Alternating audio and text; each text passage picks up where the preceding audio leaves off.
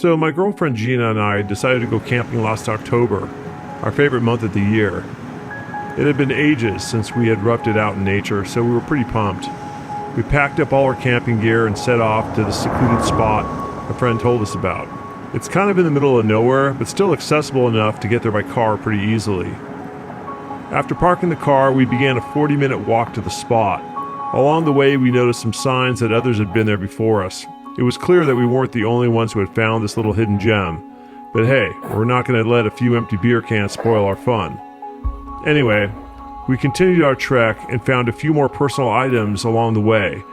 Strands of rope, an empty water bottle, even a woman's shoe, but just one of them. Clearly there were some irresponsible campers or hikers in the area recently. And although this bummed us out, we pressed on, eventually coming to the landmark stream that indicated that we were close to our destination.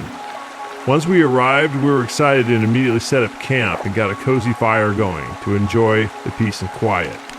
As night fell, we were totally absorbed in conversation, gazing up at the stars, and out of nowhere, we heard a loud scream that totally shattered the tranquility,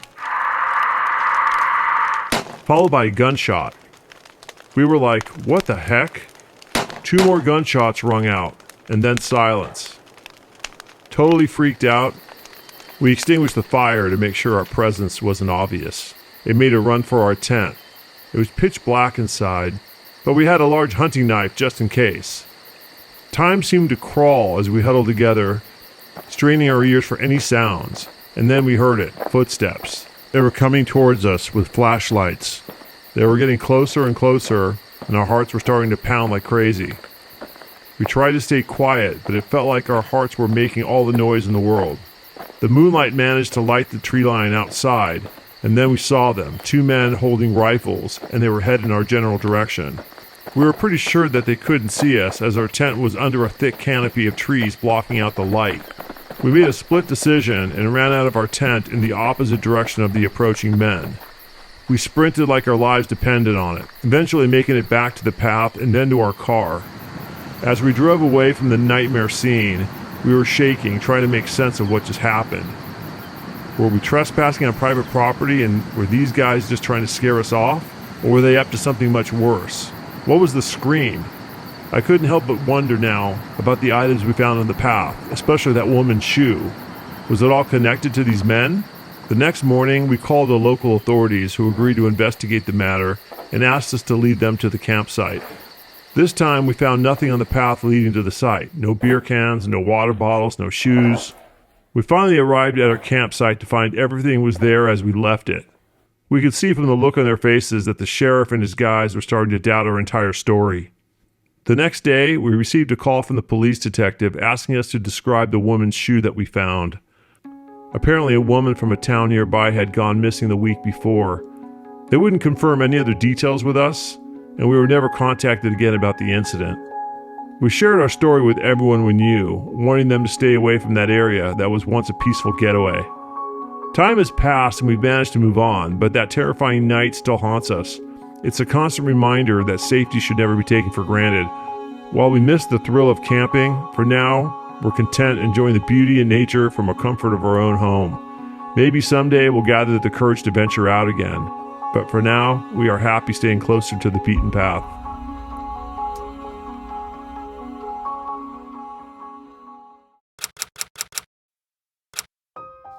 My name is Leslie. My husband Eli and I decided to move away from city life in Atlanta and purchase a small house located on over 100 acres of forest in Colorado. We were hoping to change the pace of our lives and to spend more time enjoying nature. For reference, I'm a retired teacher, and my husband sold his plumbing business several years back and enjoys fishing and hiking. On the first day after we finally moved in, Eli and I decided to take a long walk with our 2 dogs to explore our new property. To give you a description, the home itself is about 2,200 square feet and is situated on a flat clearing which is located at the end of a 1-mile dirt driveway off the main road. Beyond the clearing is nothing but dense but walkable forest on all sides. About an hour into our venture, both of our dogs started acting anxious and stared intently into the dense forest. Without notice, they both darted off ahead of us and quickly disappeared out of view. We can hear their barking getting more faint as they ran further into the forest. We took off after them, and after about 15 minutes of running, we finally caught up. They had both stopped outside of a cave-type opening in the side of the mountain. We calmed them down, leashed them up, and gave them some water from our bottle. Curious to see what was inside the cave, Eli took a few steps into the dark opening when we heard a chorus of spine-chilling screeches coming from inside the cave. It was unlike anything we've ever heard before, and rather than stick around and try to investigate any further, we took that as our cue to turn around and get the hell out of there. Whatever was in there certainly didn't want us around, and we were too tired and freaked out to try and satisfy our curiosity. As we made our way back, we noticed that the entire forest became very quiet. It was like all the birds and critters that were there before had vanished. When we reached our home, the sun was starting to go down, and we found ourselves a little nerve-wracked from what we just experienced. So we made sure we locked all the doors and windows and went upstairs to unpack, and then went to bed early. Sometime in the early morning, we were awakened by the dogs barking and scraping sounds coming from outside, followed by loud primal grunting sounds. My first thought was it was possibly some kind of a bear. We didn't see anything out of our master bedroom window, so we went to one of the bedrooms on the second floor that overlooked the backyard, and from there we saw two figures standing on two legs near the house, but they were not human. They looked more like large dogs or wolves, with yellow eyes, but they were bipedal. By now, Eli had grabbed his hunting rifle and was making his way down the stairs to confront whatever these things were. As he opened the front door, he fired off a shot into the air. The two animals jumped quickly into the brush and then up the hill and into the forest and out of sight. A few seconds later, I see Eli around the corner, gun pointing forward. They had gone. He looked up at me in the window, and I pointed into the forest. He dropped the muzzle of the rifle to the floor and stared out into the tree line for a minute, and then we heard the same ear-piercing screech from earlier that day. Those had to be the same animals from the cave. The rest of the night we sat upstairs huddled together, discussing our next move. It wasn't an easy decision, and we didn't want to be the newcomers who claimed to have seen Bigfoot or some other fabled animal. But we were determined to seek answers, and so we mustered up the courage to report the encounter with our local sheriff's department. Initially, we were met with skepticism, but they reluctantly launched an investigation hoping to unravel the mystery.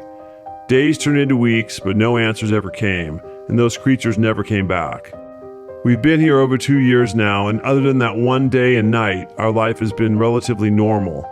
But I have to tell you that it's always in the back of my mind, and I don't spend a lot of time on our property after the sun goes down.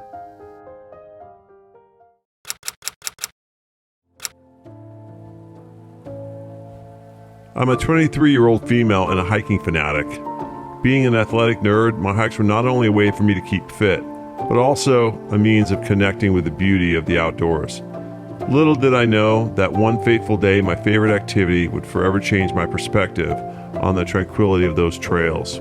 It was when I was only 19 years old that these events unfolded, and the memories of that encounter are etched into my mind like deadly images I wish to never revisit. Determined as always, I drove to my usual hiking trail very early on a Tuesday, a place I frequented without hesitation. However, that day seemed different, disturbed somehow. As I approached the trailhead, I noticed a man appearing to be in his early to mid-40s, standing there and staring at the path ahead. At this particular time on a weekday, I rarely see any hikers until later when I start to head back down, but on some occasions there are some early birds like myself, so I didn't think too much of it at first, but something deep down inside made me start to feel uneasy. As I passed the man, I tried to see if I can get his attention briefly enough to get a friendly smile and a possible good morning, but he would not even make eye contact with me. I ventured further up the trail, but found myself constantly looking back over my shoulder.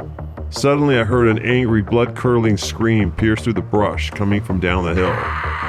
The sound was as if someone had lost their mind and just went completely bonkers. Totally alarmed, I stopped in my tracks and turned around 180 degrees to focus on the path that led to my current location. I peered down the path, and there in the distance was the very same man from the parking lot, sprinting towards me while screaming his head off and his arms flailing in the air. My adrenaline kicked in, and without a moment's hesitation, I broke into a sprint. and ran as fast as I could up the hill.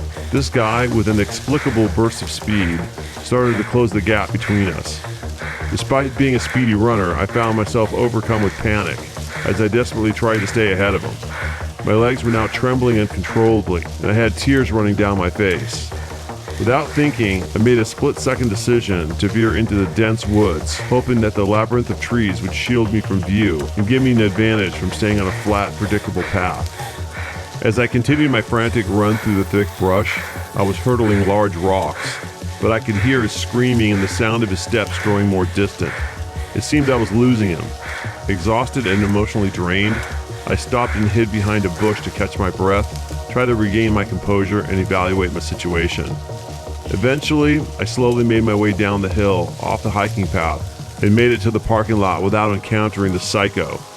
I fumbled for my keys, unlocked the door of my car with my trembling hand, and reached for my cell phone that I had left in the glove compartment. It wasn't long before I could hear the sound of sirens and the police arriving at the scene. They combed the entire area, searching for any trace of the man, and eventually found him. Apparently, he was living in the park off the trail, where he had set up a makeshift camp. When they arrested him, they searched him and the immediate area and found a series of knives, a machete, and makeshift weapons in his tent. Reflecting on the situation, I realize now that what makes me the happiest in life could have ended it. I no longer feel safe hiking alone, or even at a time where there are not more people on the mountain. I lost a lot that day, but feel grateful that it didn't end as badly as it could have.